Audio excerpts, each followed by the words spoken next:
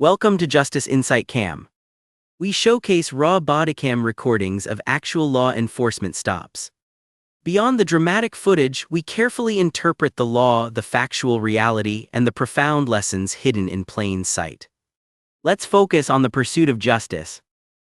Man, what exactly are you doing in here? I'm shopping. It's a store. Yeah. See, people like you don't usually hang around places like this. Why don't you put that down and head out before this becomes something? Excuse me, I've done nothing wrong. She's been making comments and treating me like I don't belong.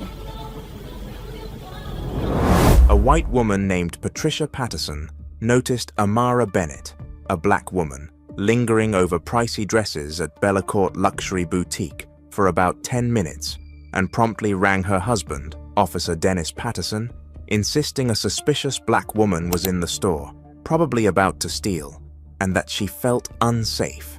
Officer Patterson showed up just minutes later and confronted Bennett as she picked out dresses to try on, demanded identification, and told her someone like her had no place in an expensive boutique and needed to leave before he arrested her for making other customers uncomfortable.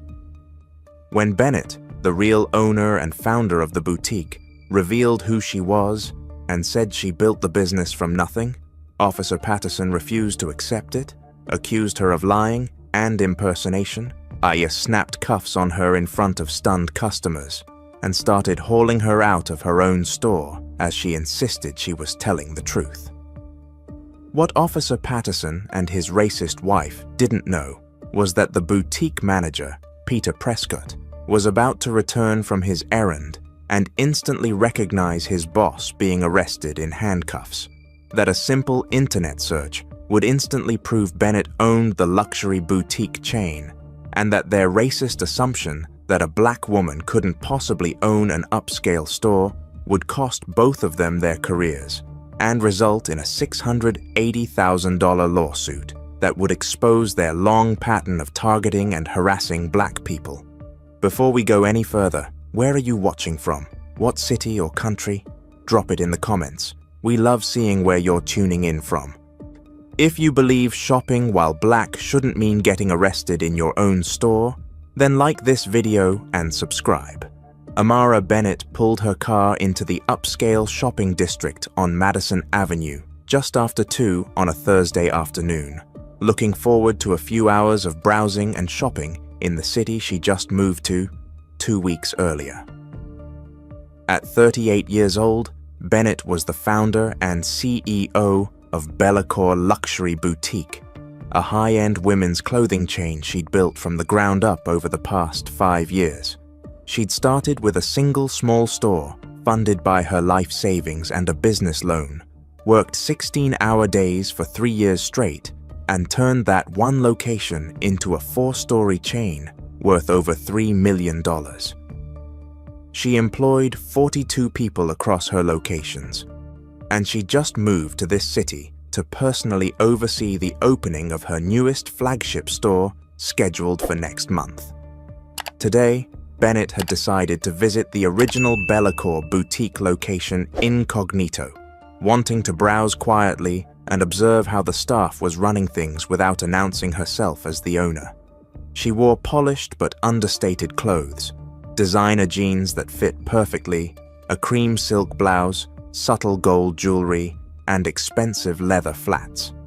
Looking exactly like the affluent customers her boutiques catered to, she walked through the glass doors of Bellacourt Boutique with a small smile on her face, excited to see her first location after being away for several months, focused on expansion. The boutique was beautiful, exactly as Bennett had designed it. High ceilings, elegant lighting, carefully curated racks of dresses and separates arranged by color and style, plush seating areas for customers, and soft music playing in the background. There were about 6 other customers browsing through the store, most of them white women in their 30s and 40s, examining the merchandise with the careful attention that expensive clothing deserved. One of those customers was Patricia Patterson, a white woman in her mid-40s wearing a tennis outfit and carrying a designer handbag, who had been browsing the sale rack near the front of the store when Bennett walked in. Patricia glanced up at the sound of the door chime, and her eyes immediately locked onto Bennett. Patricia watched Bennett walk past her toward the main dress displays. And in Patricia's mind, a switch flipped into suspicion the instant she saw a black woman enter this expensive boutique. Bennett was completely unaware of Patricia's attention as she made her way to a display of evening dresses near the back of the store. She ran her fingers along the fabrics, checking the quality and the way the dresses were displayed, mentally noting that the staff had done an excellent job with the merchandising. She pulled out a deep blue cocktail dress and held it up, examining the stitching and the drape of the fabric. She was genuinely shopping, but also evaluating her own inventory with the critical eye of someone who had personally selected every item in the store. 5 minutes passed.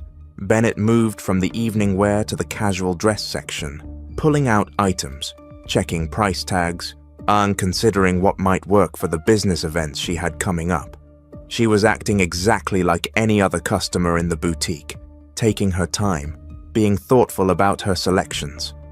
Patricia Patterson watched her the entire time. Patricia pretended to examine a blouse while keeping Bennett in her peripheral vision, tracking every move Bennett made through the store. In Patricia's racist mind, Bennett's careful browsing wasn't the behavior of a discerning customer. It was the behavior of someone casing the place, looking for opportunities to steal. Patricia had no evidence for this belief, no reason beyond the color of Bennett's skin to think anything suspicious was happening. But her prejudice filled in a narrative that made sense to her warped worldview. 10 minutes passed.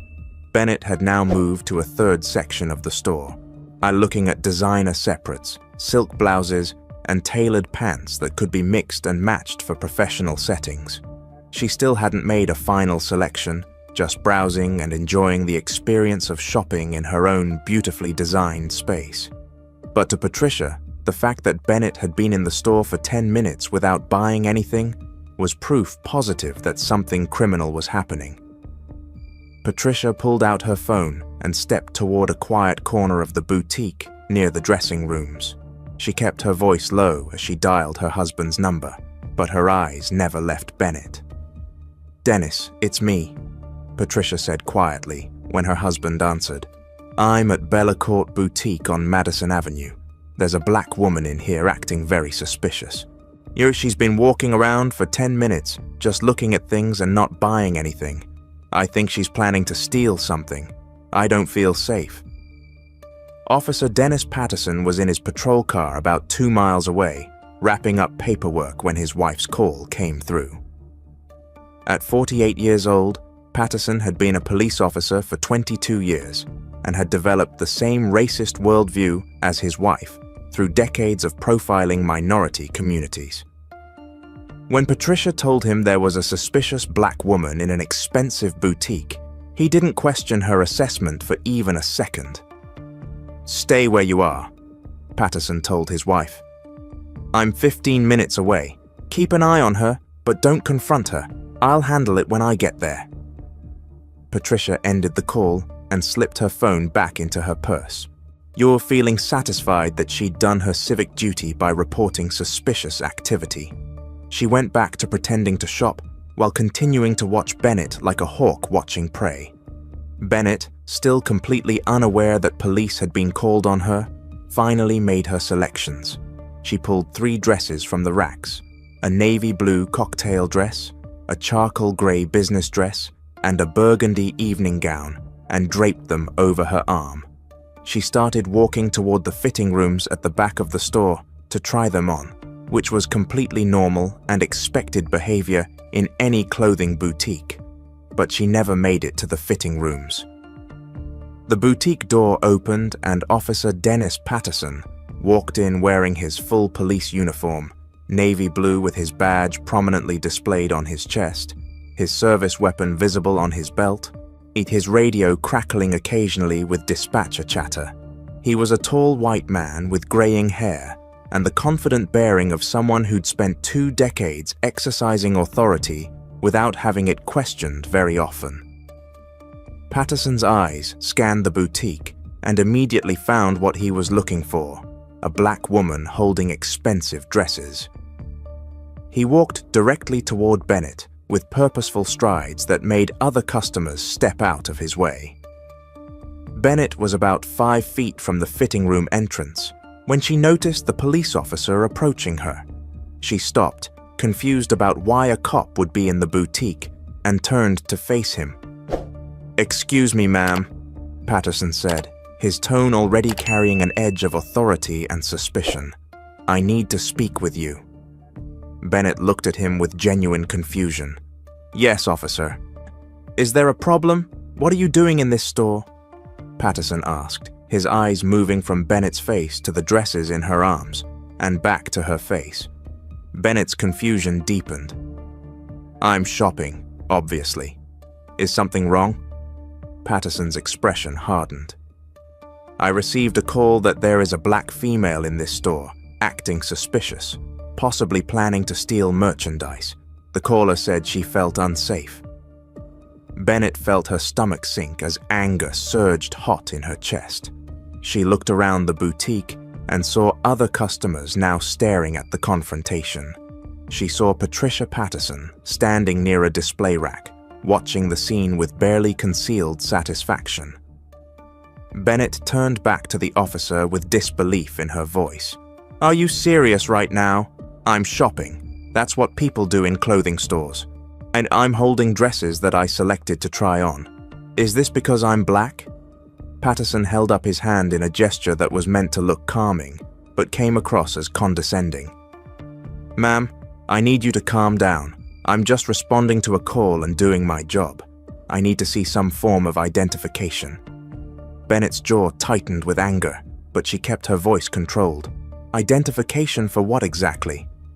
"I haven't done anything wrong. I'm a customer in a store, selecting dresses to try on in the fitting room." "That's not a crime." Patterson's professional mask slipped slightly, and his underlying racism showed through clearly. "Look, let's be real here. Someone like you in this expensive boutique looks kind of suspicious. People like you don't normally shop in places like this, so I need to see some ID and verify who you are." The words hung in the air like poison. Several customers gasped audibly. Someone pulled out their phone and started recording. Bennett stared at Officer Patterson with a mixture of fury and disbelief. "Someone like me?" Bennett repeated, her voice tight with controlled anger. "People like me? You mean black people? Officer, you're saying black people don't shop in expensive stores?" Patterson's face flushed slightly, but he doubled down. "I'm saying I received a call about suspicious activity, and I need to verify your identification. That's all." Bennett shifted the dresses to one arm and pulled her wallet from her purse. She extracted her driver's license and held it out to Patterson. "Here's my identification. Now, unless you're charging me with a crime, I'm going to continue shopping." Patterson took the ID and barely glanced at it before handing it back. In his mind, he'd already decided that Bennett didn't belong in this boutique, regardless of what her identification said. He'd made his judgment based on the color of her skin, and nothing was going to change that assessment. "Ma'am, I need you to leave this store," Patterson said firmly. "You're making other customers uncomfortable. If you leave now, there won't be any further issues." Bennett looked around at the other customers again. Most of them looked uncomfortable, but not because of her. They looked uncomfortable because they were watching a police officer racially profile someone. A few customers looked sympathetic to her situation. Patricia Patterson stood off to the side looking pleased with how events were unfolding. Bennett turned back to Officer Patterson with absolute certainty in her voice. "I'm not leaving. I haven't done anything wrong. I'm not done shopping. I have every right to be here and try on these dresses." Patterson's expression went cold. "Ma'am, if you refuse to comply with my lawful order to leave these premises, I will place you under arrest for trespassing and disturbing the peace." "Trespassing?" Bennett's voice rose slightly. "Disturbing the peace? I'm holding dresses. I'm shopping. This is insane." A young white woman who worked at the boutique, A sales associate named Jennifer, who'd been helping another customer, approached the confrontation nervously. She looked at Officer Patterson and then at Bennett, clearly trying to figure out what was happening. "Officer, is there a problem?" Jennifer asked. Patterson gestured toward Bennett without taking his eyes off her. "This woman is refusing to leave after making customers uncomfortable and acting suspiciously. I've asked her to leave voluntarily, but she's refusing to comply." Jennifer immediately looked at Bennett with suspicion and sided with the officer without asking Bennett a single question or attempting to understand the situation. "Ma'am, if the officer is asking you to leave, you need to comply. You're disturbing the peace of our boutique." Bennett couldn't believe what she was hearing. She looked at Jennifer with shock. "Disturbing the peace? I'm shopping. I selected 3 dresses to try on. How is that disturbing anything?" Jennifer crossed her arms. "Ma'am, you need to leave now or we'll have to support the officer in whatever action he deems necessary." Bennett realized this situation was completely out of control and spiraling into something that would end very badly if she didn't stop it immediately. She looked at Officer Patterson, then at Jennifer, then at the customers watching and recording on their phones. She made a decision. "Do you know who I am?" Bennett said loudly and clearly, so everyone in the boutique could hear her. Her voice carried authority and confidence that made everyone pause. "My name is Amara Bennett. I am the owner and founder of Bellacourt Luxury Boutique. This store, the one you're accusing me of trying to steal from, I own it. I built this business from nothing, and you're racially profiling me in my own establishment." The boutique went completely silent. Jennifer's face went pale as the blood drained from it. Several customers gasped. Someone's phone clattered to the floor. Patricia Patterson's satisfied expression faltered slightly. Officer Dennis Patterson's expression didn't change at all. He didn't believe Bennett for even a fraction of a second. "Nice try," Patterson said coldly. "But lying about who you are and impersonating a business owner just made this a lot worse for you. You're under arrest." Bennett's eyes went wide with shock and fury. "I'm not lying. I'm the owner. Ask the manager. Check the business registration. Google my name right now." Patterson pulled his handcuffs from his belt. "Turn around and put your hands behind your back. This is illegal." Bennett's voice rose. "I'm telling you the truth. I own this boutique. You're making a massive mistake. Turn around now." Patterson ordered, his voice hard and final. During the 3 dresses Bennett had been holding fell from her arms and landed on the boutique floor as Patterson grabbed her wrist and forced her arm behind her back. The metal handcuffs clicked closed around her right wrist with a sound that seemed impossibly loud in the silent store. He grabbed her other arm and cuffed it as well, pulling the restraints tighter than necessary. "You're arresting me for shopping in my own store," Bennett said loudly, making sure everyone could hear. "This is false arrest. This is racial profiling. I'm the owner." "You should have left when I gave you the chance," Patterson said, grabbing Bennett by the arm and starting to pull her toward the exit. Bennett resisted, planting her feet. "I'm Amara Bennett, the owner. Someone call Peter. Call the manager. He'll tell you." Patterson yanked her forward roughly. New customers pulled out their phones and started recording. Jennifer stood frozen, her face showing the first hints of doubt about what was happening. Patricia Patterson moved toward the exit, ready to leave before things got more complicated. Bennett was pulled past the displays she had personally selected, past the elegant fixtures she had chosen, past the customers she had hoped to serve. She was being dragged out of her own business in handcuffs, while protesting her identity and demanding that someone verify the truth. Patterson reached the glass front doors and pulled them open. Bennett was halfway through the doorway, still protesting, still demanding they check her identity when the door opened from the outside, and a white man in his early 50s carrying shopping bags stepped into the boutique. Peter Prescott, the general manager of Bellacourt Boutique, stopped dead in his tracks. He looked at Officer Patterson, then at the woman in handcuffs being forcibly removed from the store. Then his eyes focused on the woman's face, and recognition hit him like a physical blow.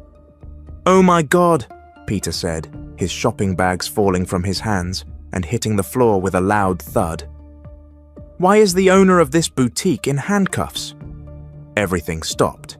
Peter Prescott dropped his shopping bags and rushed forward, positioning himself directly between Officer Patterson and the exit.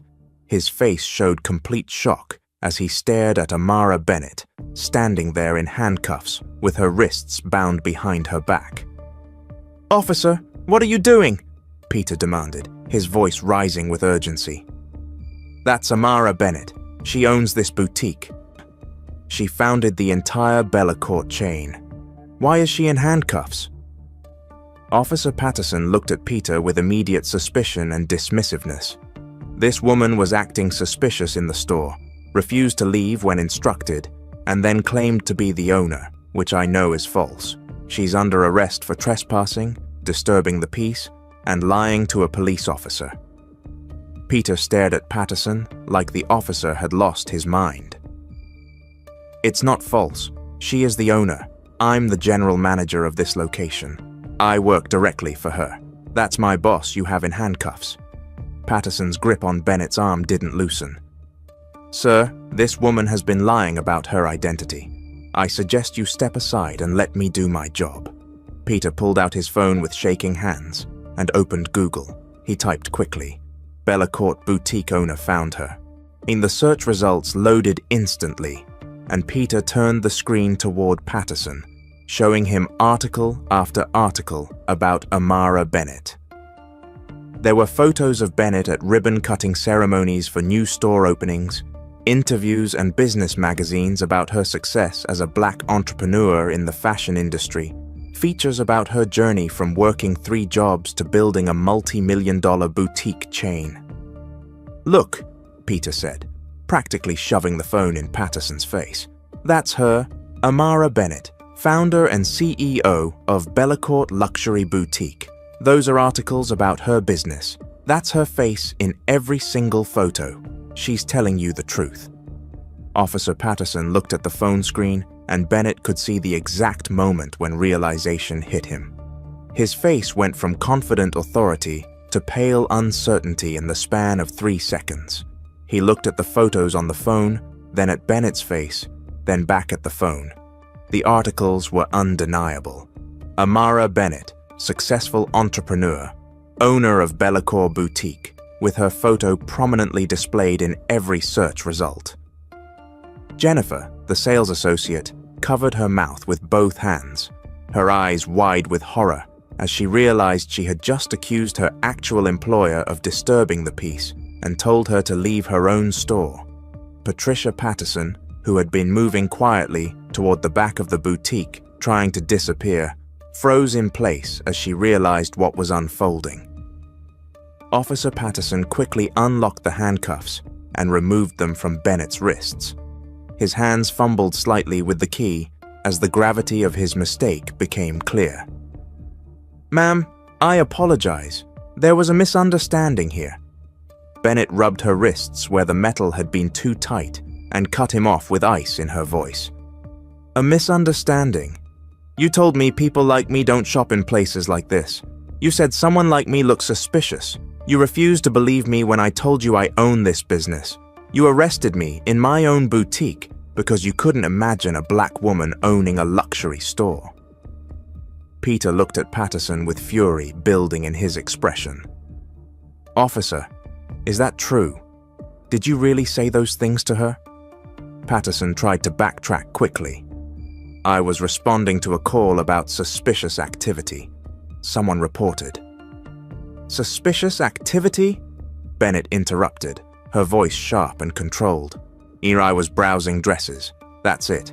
I was shopping in my own store, selecting items to try on, doing exactly what customers are supposed to do.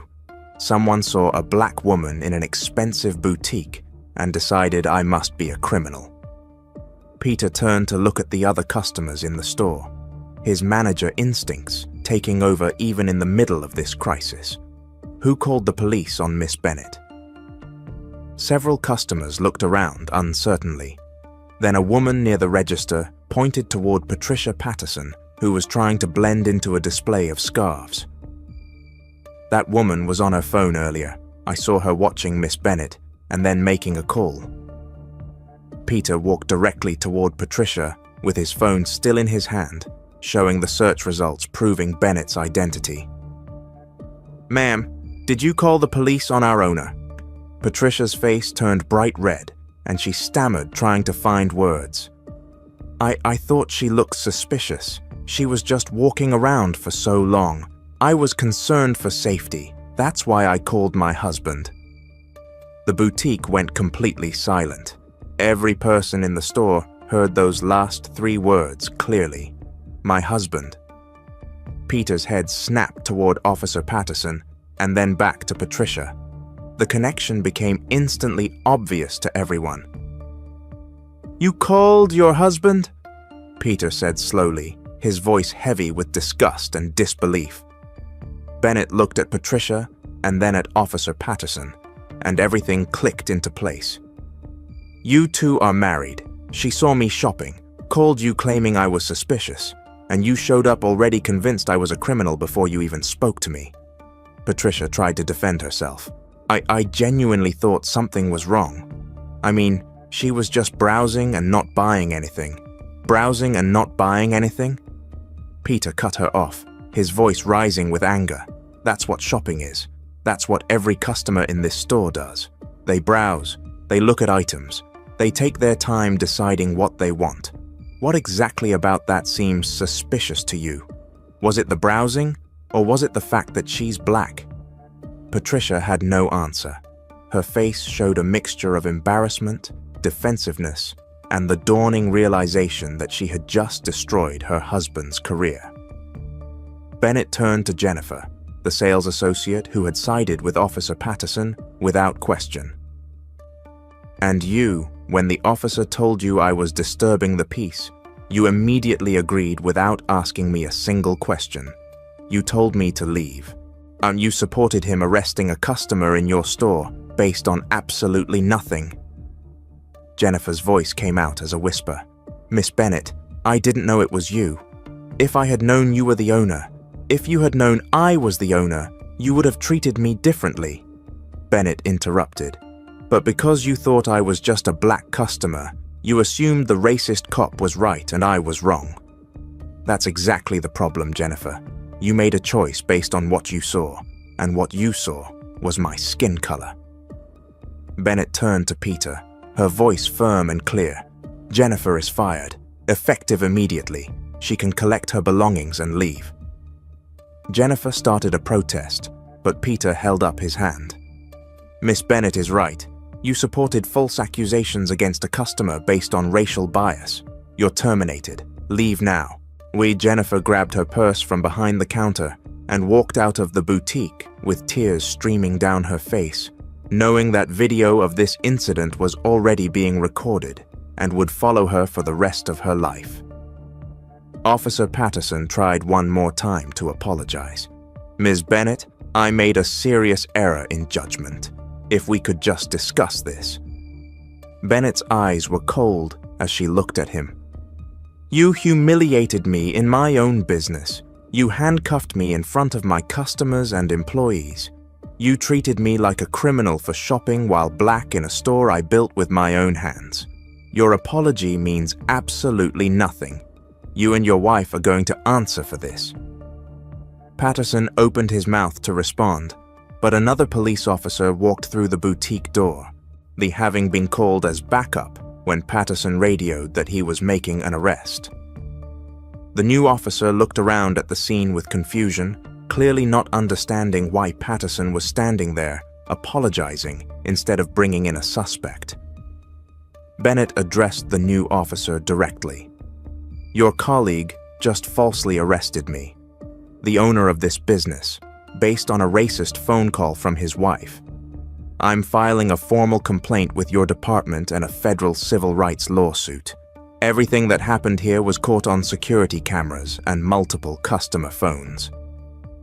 The backup officer looked at Patterson with an expression that made it clear he understood his colleague had just made a career-ending mistake. Peter spoke up, his voice firm with authority. "Miss Bennett, what do you need from me?" As Bennett took a breath and composed herself, though her hands were still shaking slightly from adrenaline and anger. "Call our attorney, Sarah Chen. Tell her exactly what happened and that I need her here immediately. Pull all security footage from the past hour. Get contact information from every customer who witnessed this, and I want a list of every complaint ever filed against Officer Patterson." Peter nodded and immediately pulled out his phone to start making calls. Bennett looked at Officer Patterson and Patricia Patterson, both of them standing there, realizing their lives were about to fall apart. "Get out of my store, both of you, now!" The Pattersons left without another word, walking out into the afternoon sunlight, knowing that videos of this incident were already spreading across social media. And their racism had just cost them everything. Sarah Chen arrived at Bellacour Boutique within 40 minutes of Peter's call and immediately began building what would become one of the most clear-cut civil rights cases she'd ever handled. She started by reviewing the security footage, and what she saw made her hands clench into fists. The footage showed everything in perfect detail. Amara Bennett entering the boutique at 2:14 p.m., browsing peacefully through the dress displays, acting exactly like every other customer in the store. Patricia Patterson watching Bennett with visible suspicion from the moment she walked in, tracking her movements while pretending to shop. Patricia pulling out her phone at 2:23 p.m. and making a call while staring directly at Bennett. Officer Patterson arriving at 2:31 p.m. and immediately approaching Bennett with hostility and aggression. The security system had audio, and Chen listened to every word. She heard Patterson tell Bennett that people like her don't shop in expensive boutiques. She heard him order Bennett to leave for making other customers uncomfortable when Bennett had done absolutely nothing. She heard Bennett clearly state she was the owner, and heard Patterson accuse her of lying. She heard the handcuffs click closed and Bennett's protests as she was dragged toward the exit. The footage was damning and irrefutable. Chen also obtained copies of the videos that customers had recorded on their phones. One video had already gone viral with 8 million views in just 3 hours. The caption read, "Black business owner arrested in her own luxury boutique by racist cop and his Karen wife." The comment section was filled with outrage and demands for justice, but the security footage and viral videos were just the beginning. Chen subpoenaed Officer Dennis Patterson's complete personnel file from the police department, and what she found was a pattern of racist behavior that should have ended his career years ago. Patterson had worked for the police department for 22 years. During that time, 15 excessive force complaints had been filed against him. 13 of those complaints came from Black or Hispanic suspects. He had 19 wrongful detention complaints in his record. 16 were filed by minorities. Every single complaint had been investigated internally and either dismissed or resulted in nothing more than a written warning that went into his file and was ignored. Chen dug deeper and pulled Patterson's arrest records for the past 7 years. She found that 44% of his arrests of Black suspects were later dismissed due to lack of evidence, procedural violations, or prosecutorial discretion. The dismissal rate for his arrests of white suspects was 9%. The pattern was undeniable and had been documented for nearly a decade, but the police department had never taken meaningful action to stop him. Chen also discovered that Patricia Patterson had called the police on Black people in her neighborhood 7 times over the past 4 years. She'd reported a Black man acting suspicious while jogging in the park. He was a cardiologist who lived 2 blocks away. She'd called about a Black family having a barbecue in a public recreation area, claiming they were being too loud. No other neighbors had complained. She'd reported a Black teenager walking through her neighborhood. He was delivering newspapers. None of her calls had ever resulted in actual crimes being discovered because there were no crimes, just Patricia's racism seeing threats where none existed. The investigation also revealed something that made the case even more explosive. Ryan Mitchell, a black attorney who lived in the same affluent neighborhood as the Pattersons, came forward after seeing the viral video. He told Chen that Officer Patterson had stopped him 6 times over 2 years while he was driving through his own neighborhood, demanding to know where he was going and what he was doing there. Mitchell had filed 3 formal complaints with the police department. All 3 were dismissed as unsubstantiated. Chen tracked down 4 other people who had been racially profiled by Officer Patterson, a black doctor detained while walking to her car after her hospital shift because Patterson decided she looked suspicious in the parking garage. A Hispanic business owner stopped and questioned while opening his own restaurant early in the morning because Patterson assumed he was breaking in. A black professor stopped while jogging because Patterson thought he was running from something. Every single one of them had been treated like criminals for the offense of existing while not white. The state attorney general reviewed all the evidence Chen had compiled and announced that criminal charges would be filed against Officer Dennis Patterson. The charges were serious and specific: false arrest, official misconduct, deprivation of rights under color of law, and filing a false police report. Combined, Patterson faced up to 12 years in prison if convicted on all counts. Chen also built the civil case with devastating precision. She calculated damages based on the humiliation Bennett suffered, the harm to her business reputation, the emotional distress of being handcuffed and arrested in front of her own employees and customers, and the need for punitive damages large enough to send a message that this behavior would not be tolerated. She filed a federal civil rights lawsuit demanding $680,000 from Officer Patterson, Patricia Patterson, and the police department. During the deposition process, both Pattersons destroyed what little remained of their defense. Patricia admitted under oath that she called her husband because Bennett didn't look like she belonged in that kind of store, and you can just tell when someone doesn't fit in. When pressed on what specifically made Bennett not fit in, Patricia couldn't articulate anything beyond vague feelings, and ultimately admitted it was because Bennett was black and Patricia had never seen a black woman own a luxury boutique. Officer Patterson's deposition was even more damaging. When asked why he didn't believe Bennett when she said she owned the store, he stated, "It just didn't seem credible. I've never encountered a situation like that." When asked what he meant by a situation like that, he tried to backtrack, but eventually admitted he meant he'd never seen a black woman own an upscale business, and therefore assumed Bennett must be lying. The most devastating moment came when Chen asked Patterson directly, "If a white woman had told you she owned the boutique, would you have believed her?" Patterson paused for a long time before answering. Probably yes. That answer, recorded in an official deposition, ended any chance he had of defending himself. Amara Bennett held a press conference outside her boutique 1 week after the incident.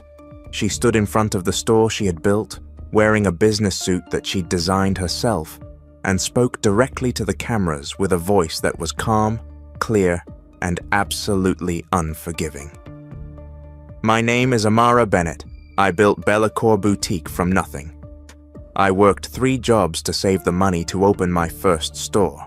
I spent years learning the fashion industry, developing relationships with designers, understanding what women want when they shop for luxury clothing. I created something beautiful and successful through hard work and determination.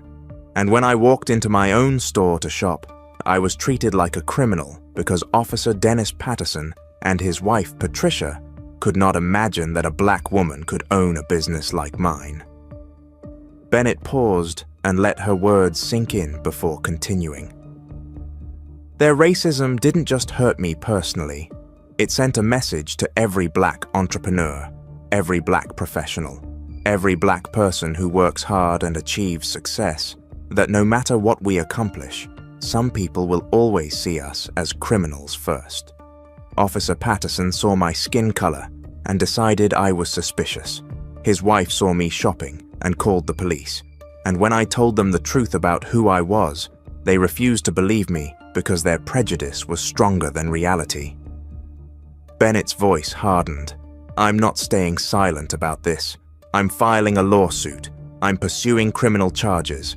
I'm making sure that Officer Dennis Patterson never wears a badge again, and that his wife faces consequences for weaponizing the police against a black woman who was simply shopping. And I'm going to use every resource I have to make sure this never happens to anyone else. The press conference was watched by millions. The video was shared across every social media platform. Amara Bennett became the face of a national conversation about racial profiling in retail spaces and the ways that racism manifests in everyday interactions. Officer Dennis Patterson watched the press conference from his home, where he'd been suspended without pay, knowing that his career was over, his pension was gone, and he was facing prison time. Patricia Patterson watched it too, knowing that she was about to become unemployable and that her name would forever be associated with racist behavior that destroyed her husband's life. The trial would prove Bennett right about everything. But first, the consequences had to unfold in all their devastating detail. Officer Dennis Patterson's criminal trial began 6 months after Amara Bennett's arrest and lasted 2 weeks.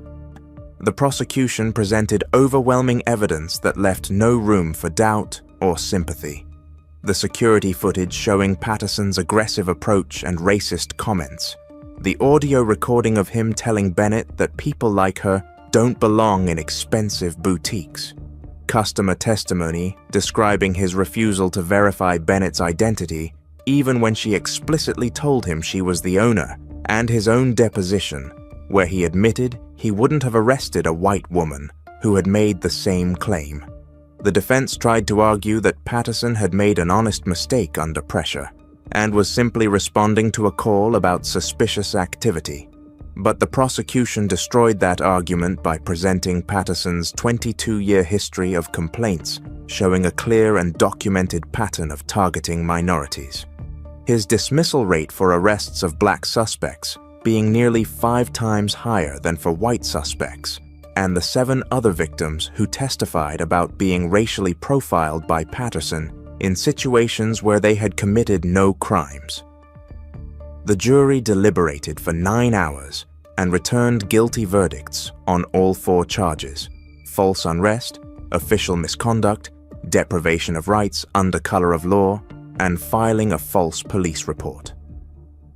Patterson sat completely still as the verdicts were read, his face empty of expression, knowing that his life as he'd known it was finished.